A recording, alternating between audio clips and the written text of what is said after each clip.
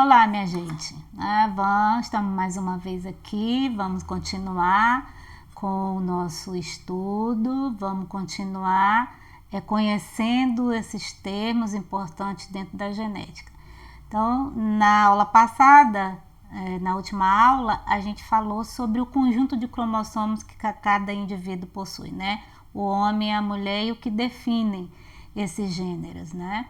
E a diferença básica está no último par de cromossomos. O homem tem um par no qual existe um cromossomo X e um outro Y, e a mulher no último par, no par de número 23, apresenta dois cromossomos do tipo X. Então a mulher é XX.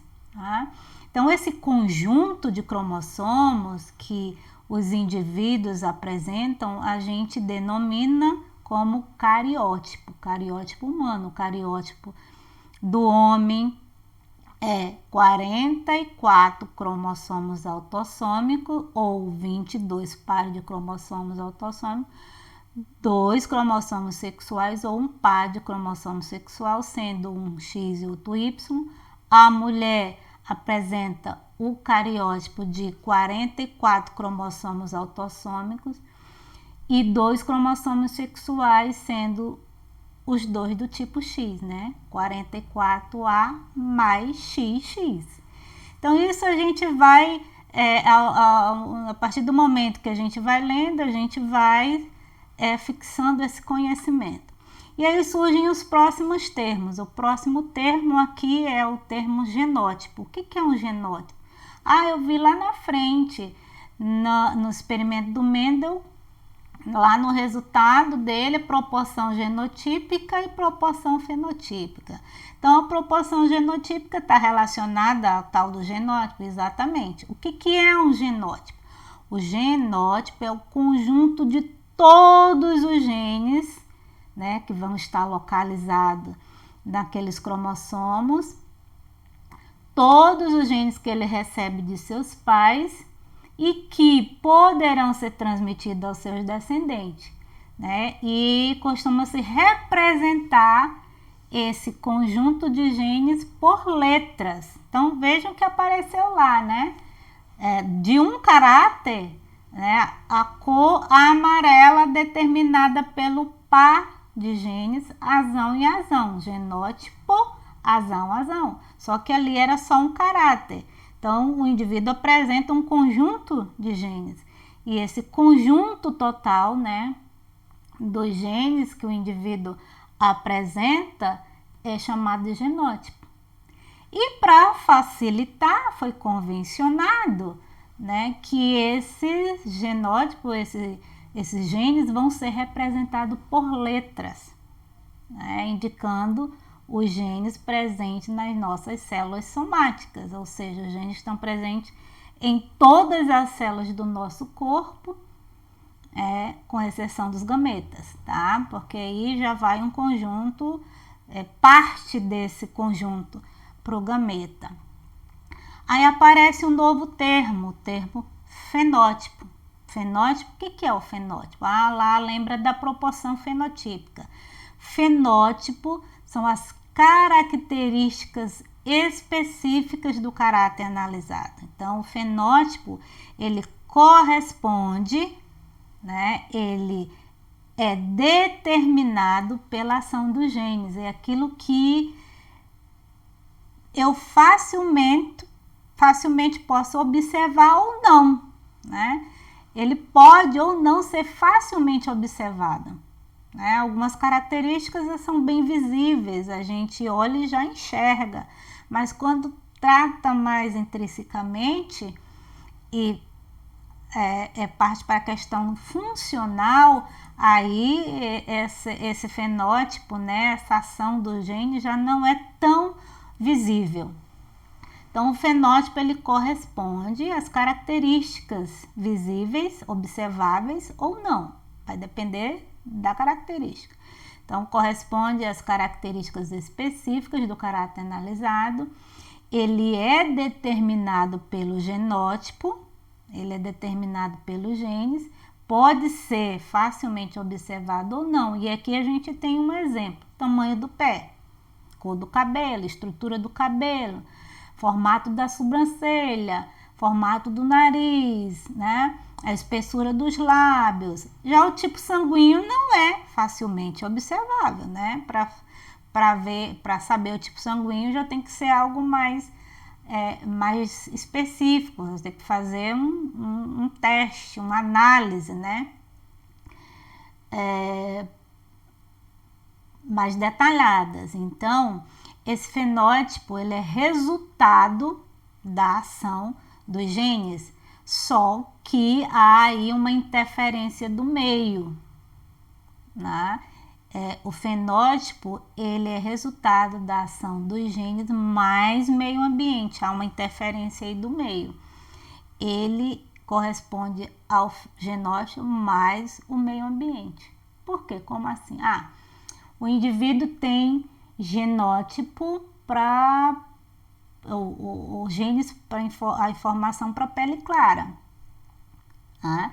Mas aí vive lá no Nordeste, se expõe muito ao sol, então a pele dele não vai ser tão clara, né? Então fenotipicamente ele vai apresentar uma coloração um pouco diferente daquilo que os genes determinam. Então, o que eu observo, o resultado da ação do gene mais do meio ambiente, o que eu observo ali é o que a gente chama de fenótipo, certo? Aí vem outro termo, homozigoto. Mas eu vi lá, né, no experimento do Mendel, 2 letras maiúsculas iguais, 2 letras minúsculas iguais. Lá na geração F1, na geração híbrida, eu já vi uma letra maiúscula e uma minúscula. Então, isso corresponde a pares de genes diferentes, o par de alelo. Lembram que alelo corresponde ao par de gene.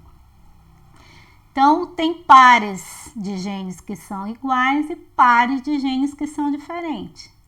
Os que são iguais, tipo aqui, ó, azão, azão ou azinho, azinho, a gente chama de par de gene homozigoto ou pares de alelos homozigoto. Então, o indivíduo que possui 2 genes iguais em um certo locus, né, sendo que cada gene vai estar num cromossomo do par, é considerado puro para o caráter, e esse genótipo é denominado de homozigoto e representado por 2 letras iguais, maiúsculas ou minúsculas, porque aí tem diferença, tá? O que vai estar representado por letra maiúscula vai ter um significado, assim como pela minúscula, tá? Mas o que apresenta letras diferentes, né? Esse indivíduo que possui esse par de alelos ou par de genes diferentes, ele é denominado de heterozigoto. Então, heterozigoto é um indivíduo que possui um gene diferente do outro em um locus, né? Em um certo locus, sendo que cada um deles determina um fenótipo diferente para o caráter considerado. Então, cada um vai ser responsável por uma característica. Mas as 2 vão se manifestar? Nem sempre, né? Nesse caso aqui, a manifestação vai ser daquele que é dominante, certo? Então, esse par de alelos ou par de genótipos que são diferentes, eles são definidos como heterozigotos. Tá? Então, quando vocês tiverem dúvida, recorre ao que está escrito para tirar dúvida. Mas o que eu vou usar? Não lembro o que é heterozigoto mesmo. Tá, vou lá, vou procurar e confirmar a informação. Então, veja aqui nessa imagem que eu tenho um par de cromossomo, né? Aqui tem um cromossomo verdinho e um cromossomo azulzinho. Essa bolinha, ela corresponde ao meio do cromossomo, era uma região do cromossomo chamado de centrômero, tá? Então, esse cromossomo verde, ele é um cromossomo de origem materna. Lembra que quando nós temos 23 pares e um cromossomo de cada par vem dos seus genitores. Então, eu tenho 23 pares, sendo que metade desses cromossomos do par vem do pai e metade da mãe. Então, aqui esse é o cromossomo de origem materna e esse aqui é o cromossomo de origem paterna. Vejam que aqui eu tenho em determinados locais, em determinadas alturas, pares de genes, né? Pares de genes alelos, né? Alelos são genes que ocupam o mesmo locus. Aqui eu tenho gene azão e aqui gene azão, então eu tenho um par de alelos homozigoto. Como eles estão escritos com letras, né? Eles estão aqui representados por letra maiúscula, isso quer dizer que o gene é dominante, ele expressa sua característica quando está diante de outro gene. Tá? Aqui, mas na parte inferior, eu tenho outro par de alelos, outro par de genes, sendo um Vzão e um Vzinho, né? Eles são genes alélicos porque eles ocupam aqui o mesmo locus no par de genes, no par de cromossomos. E por serem diferentes, embora vão determinar a mesma característica, né? Ele corresponde a um par de alelos denominado como heterozigoto, porque são diferentes. Tá? Eles são pro mesmo caráter, estão na mesma altura, mas cada um pode produzir uma característica diferente. O caráter, por exemplo, pode ser, vamos colocar aqui, cor do olho, mas o Vzão pode determinar azul, não, o Vzão pode determinar castanho e o Vzinho azul, tá? São cores diferentes para o mesmo caráter, né? Características diferentes para o mesmo caráter. O caráter é cor do olho, mas um vai definir cor castanha e o outro cor azul. Tá? Mas na parte inferior a gente tem outro par de alelos, só que eles são iguais. Iguais escrito com letra minúscula, então esse par também é um par de homozigoto, mas como eles estão aqui definidos por letra minúscula, subtende-se que, né, ou é definido, ou é convencionado como gene recessivo, é aquele que vai se manifestar numa proporção muito menor e só se estiverem juntos, né? Só se existirem dois genes iguais recessivos, tá? Então, vejam que eu tenho homozigoto dominante e eu tenho homozigoto, ou seja, eu tenho pares de gene onde os genes são iguais, embora dominante, aqui também iguais, mais recessivo. E aquele que tem os genes diferentes, que então é considerado como par de alelos heterozigoto. O que é um gene recessivo, né? O gene recessivo, ele é o gene que só se manifesta fenotipicamente, né? Só vai produzir uma característica se tiver em homozigose, ou seja, tiverem dois alelos iguais. Então, a única forma do gene do par de alelo recessivo se apresentar é os genes, e são os genes iguais, e assim, com letra minúscula, tá? O caráter recessivo, ele só se manifesta fenotipicamente em dose dupla, se forem os dois iguais. Já o gene dominante, ele vai manifestar o mesmo fenótipo, mesmo que se apresente de forma diferente, ou seja, tanto sendo igual, ou aparecendo em homozigose, como em heterozigose, ou seja, apresentando genes diferentes, tá? Genes diferentes, embora para definir o mesmo caráter, caráter é o mesmo, mas podem produzir características diferentes, tá? Então aqui, né, no que a gente tem um exemplo aqui do lado, esse par azão azinho, quando ele vai para o gameta, vai apenas um gene de cada par para o gameta. Então aqui ele vai levar um azão e no outro vai levar um azinho, tá? E aí quando eles se juntam lá na frente, vão formando pares novamente. Então só para reforçar, o gene recessivo é aquele que só vai se manifestar de forma dupla. Já o dominante é aquele que vai se manifestar tanto em forma dupla, tanto em homozigose, quanto em forma diferente ou em heterozigose. E aqui nessa tabela nós temos uma representação de genes, né, com esse aspecto dominante e recessivo, né? Aqui são exemplos. Quando eles aparecerem escritos desse jeito, azão, azão, bezão, bezão, cesão, cesão, cada par vai ser responsável por definir um caráter, tá? Eles, quando representados dessa maneira, eles vão se expressar de qualquer jeito, tanto em homozigose quanto em heterozigose.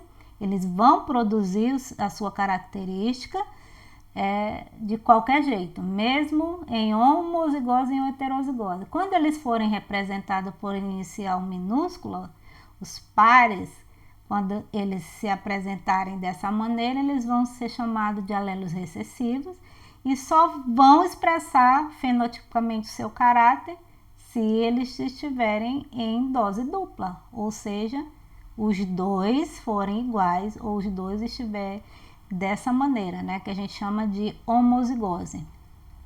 Então, aqui o azão é um homozigoto dominante, só que ele é puro O. Ele tem os dois genes iguais. O azão, azinho também é dominante, só que ele não é puro. Ele tem uma mistura aqui e ele então é definido como híbrido, tá? E o par azinho, azinho, o par de alelo recessivo, ele também é puro, que ele tem os genes iguais, né? Para a mesma informação. Então a gente define como recessivo ou homozigoto recessivo, tá bom? Aqui eu fiz um apanhado de algumas características que elas se apresentam como características dominantes, porque, né, fazendo estudo estatístico, eles vão aparecer em maior proporção em relação à descendência, né, das gerações, e outros que se apresentam em menor proporção. Então a gente fez um apanhado aqui para que vocês tenham conhecimento de algumas, aqui não são todas, né, logicamente. Então aqui, ó, linha de cabelo em bico, essa entrada aqui parece um V mesmo na testa, é uma característica dominante. Já a linha, as que não apresentam, né, aqui aparece a linha do cabelo de forma reta, é recessivo. A presença de sardas é uma característica dominante. Já a ausência de sarda é uma característica recessiva. A abundância de pelos no corpo é uma característica dominante. A redução de pelos é uma característica recessiva. Queixo fendido, né? O queijo aqui mais com essa fenda, aqui a presença assim dessa reentrância no queixo é uma característica dominante. Já o queixo arredondado, bem arredondado, não muito angular, é uma característica recessiva. Face ou covinhas na bochecha quando sorri, a face com covinhas é uma característica dominante. Já a ausência é uma característica recessiva. Cabelo escuro, uma característica dominante, é uma característica, né? O caráter, né? Cor do cabelo, a característica cabelo escuro é dominante, cabelo loiro recessivo. Caráter ou tipo de orelhas, característica orelha longa é uma característica dominante, orelha curta recessiva. Lábios grossos, caráter tipo de lábio, lábios grossos é uma característica dominante, lábios finos, característica recessiva. formato do olho, caráter formato do olho, olhos, ou cor dos olhos, desculpa, cor dos olhos, olhos escuros, característica olhos escuros dominante, olhos claros recessivo. Outra informação aqui, ó, a estrutura do lobo da orelha, aqueles que apresentam aqui uma angulação maior, né, chamado de lobo solto, é uma característica dominante. Os que já são mais retos, não tem essa angulação, o lobo chamado de lobo aderente, é uma característica recessiva. Capacidade de enrolar a língua e não enrolar. Aqueles que enrolam a língua, que tem essa capacidade, são dominantes, né? É uma característica dominante. E aqueles que não enrolam, né, definido como uma característica recessiva, por genes recessivos, certo? Aí a gente tem aqui outras informações, outras alterações, desculpa, causada ou produzidas por alelos recessivos e alelos dominantes. Aqui faltou a palavra recessivo, albinismo, a falta de pigmentação total, né, da pele, do olho, do cabelo. Isso é uma alteração genética chamada de albinismo. E isso é definido por genes em recessividade. Fenilcetonúria, que é a incapacidade que o organismo tem de quebrar um aminoácido presente nas proteínas, chamada de fenilalanina. Então, isso é uma alteração importante do organismo e é causada por, né, produzida por genes em recessividade, ou genes em homozigose recessiva. A surdez, um outro caráter recessivo. Aí alelos dominantes aqui, né, algumas características produzidas por alelos dominantes. Polidactilia, que é a presença ou alteração do membro, a mão e do pé, é a presença de um dedo a mais na mão ou no pé, né? Polidactilia 5, ao invés de ter 5, tem 6 dedos, tem mais dedos do que é o normal. Então, se trata de uma anomalia, não seria nem o caso, mas de uma alteração, né? Doença de Huntington é uma alteração degenerativa do sistema nervoso. Essa doença é uma doença, né, hereditária, uma doença genética hereditária, porque é produzida por ação dos genes e pode ser, né, esses genes que produzem essa alteração pode passar então dos pais para os filhos, que numa fase da vida desse indivíduo, de repente as células nervosas elas se partem, elas se degeneram e isso vai produzir consequências inúmeras alterações do sistema nervoso. Então é uma doença degenerativa do sistema nervoso, tá? Então a gente percebe que as características recessivas e características dominantes elas vão se expressar, né, nos indivíduos e vão passar de geração em geração. Então, muitas vezes a gente tem que descobrir, fazendo uma análise de determinada situação, se o caráter é dominante ou se é recessivo, a partir de, por exemplo, uma análise de um mapa desse daqui chamado heredograma. Aqui cada linha representa uma descendência. Essa linha aqui, 3/4, ela representa um cruzamento. Aqui, ó, essa outra linha onde estão enumerados os indivíduos de 2 a 5, outra descendência. Aqui um cruzamento, um casamento. Então, fazendo uma análise desse mapa que configura, desse heredograma, a gente pode definir aqui na análise se os indivíduos que estão pontuados ou identificados são afetados por característica dominante ou recessiva. E como fazer essa análise? Geralmente a característica recessiva, né, elas não se apresentam de forma contínua ao longo das gerações. Aparece numa geração, na outra já não aparece, né? Indivíduos normais têm filho afetado, então se os indivíduos são normais, né, que em negrito pode estar, numa legenda pode vir como indivíduo afetado. Então, a característica recessiva, na análise, né, de uma característica recessiva, ela vai sempre aparecer dessa maneira. Homens e mulheres são igualmente afetados, não importa o sexo. Os indivíduos afetados geralmente são filhos de pais normais. Então, aqui, por exemplo, o indivíduo 2 é afetado, mas ele é filho desse cruzamento de 3 com 4 e os pais são normais. Se 2 genitores manifestarem a doença, todos os descendentes apresentarão anomalia. Então, se, por exemplo, o 5 fosse afetado, ele estivesse aqui preto e o 6 preto, toda a descendência aqui ia aparecer nessa cor, independente do sexo, né?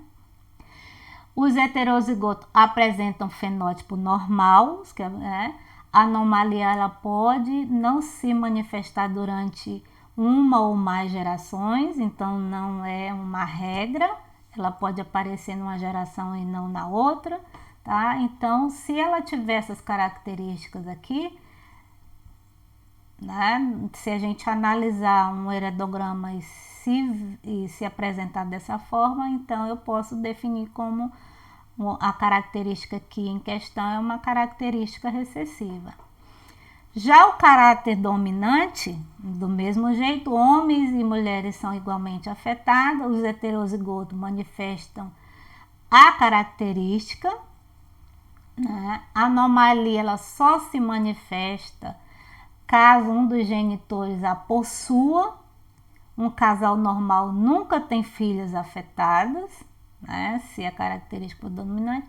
E a anomalia ela surge em gerações sucessivas. Então, vai aparecer sendo a característica dominante e de geração em geração ela vai estar presente. Mas isso é mais fácil da gente... a princípio parece assim meio confuso, né?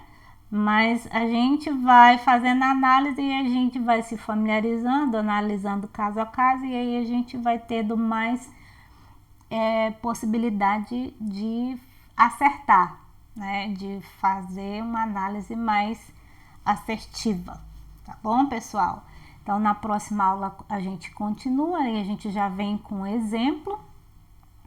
Vamos tentar empregar esses termos, esses conceitos aprendidos. Até lá, façam aí uma boa leitura, resolvam, busquem atividades, na internet tem muita coisa, coloquem lá a temática, atividade, genética, primeira lei de Mendel, que vai aparecer muita coisa. Vocês podem resolver, vocês podem ir buscando e aí a posteriori a gente vai ter oportunidade de tirar dúvidas. Então, até a próxima aula.